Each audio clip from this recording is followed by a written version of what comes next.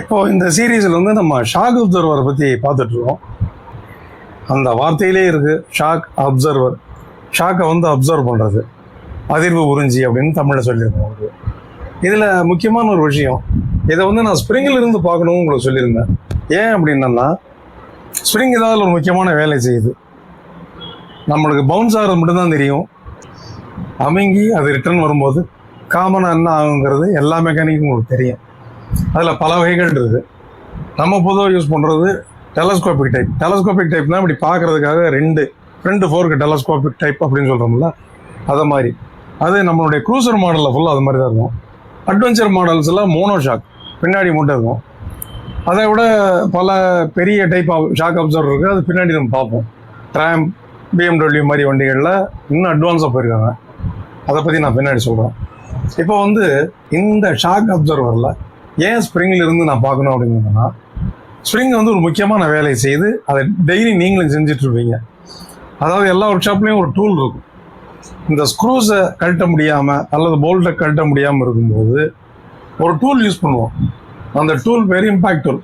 அந்த டூலில் ஒரு சின்ன ஸ்ப்ரிங்கும் 2 பால் தான் இருக்கும், இல்லை 4 பால் இருக்கும், ஒரு சின்ன ஏற்பாடு இருக்கும். அதை வச்சு சுத்தியால் ஹேமரில் தட்டும்போது டக்குன்னு லூஸ் ஆயிடுதுல்ல. அப்போது வெறும் ஸ்ப்ரிங் மட்டும் வேலை செஞ்சால் ஆயில் டேம்பிங், கேஸ் டேம்பிங், இல்லை நைட்ரஜன் ஏதோ ஒரு டேம்பிங் இல்லாமல் என்ன ஆகும்? இப்போ நிறைய மெக்கானிக் உங்களுக்கு புரிஞ்சிருக்கும். இதை பற்றி நம்ம டீட்டெயிலாக பேசுவோம். இல்லை இதெல்லாம் உங்களுக்கு ஏற்கனவே தெரியும், இது இல்லாமல் வேறு ஏதாவது பேசுங்க அப்படின்னாலும் நான் ரெடி தான். இப்போ நான் இதை தொடரலாமா இல்லை வேறு ஏதாவது ஒரு சப்ஜெக்ட்டுக்கு வரலாமா அப்படிங்கிறத நீங்கள் சொல்லுங்கள்.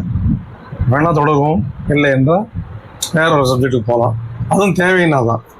ஏன்னா இதை நம்ம பேசிக்காக தான் தொடங்க ஆரம்பிக்கிறோம்.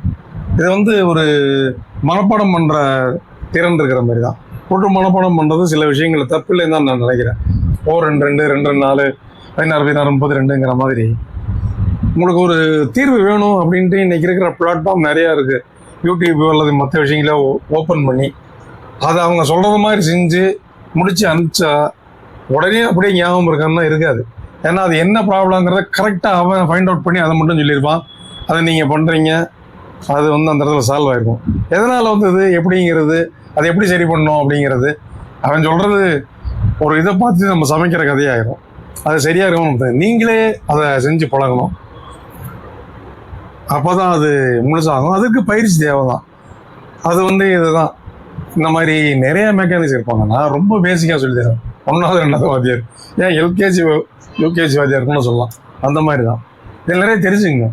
நிறைய நம்ம பாடங்களை படிச்சுக்கிட்டு, அதாவது பயிற்சி இருந்துக்கிட்டே இருக்கணும், பயின்று கொண்டே இருக்க வேண்டும். அப்போ தான் எண்ட் யூசருக்கு கரெக்டான ஒரு இதை கொடுக்க முடியும். இன்கேஸ் அவங்க ஏதாவது ஒரு தவறு இருக்குது, வேறு ஒரு மெக்கானிக் கிட்ட போய் உங்களை கிளைம் பண்ணாலும் நீங்கள் தைரியம் எதிர்த்துட்டு போகிறோம்ல. ஈவன் தோ ஃபேக்ட்ரி டீலராக இருந்தாலும், ஃபேக்ட்ரி இன்ஜினியராக இருந்தால் கூட, அது என்னோடய வாழ்க்கையில் நடந்திருக்கு. அந்த மாதிரி தான் என்னுடைய இந்த வீடியோக்களை பார்க்குற மக்களும் எங்கிட்ட வேலை பார்த்தவங்களும் இருக்குன்னு நினைக்கிறேன். அது உங்களுக்கு எப்படி வேணாலும் வச்சுக்கலாம். திரும்ப நான் உங்கள்கிட்ட பேசுகிறேன். ரொம்ப நாள் ஆச்சு உங்கள்கிட்ட பேசி, அதுக்காக தான் இந்த வீடியோ. வணக்கம்.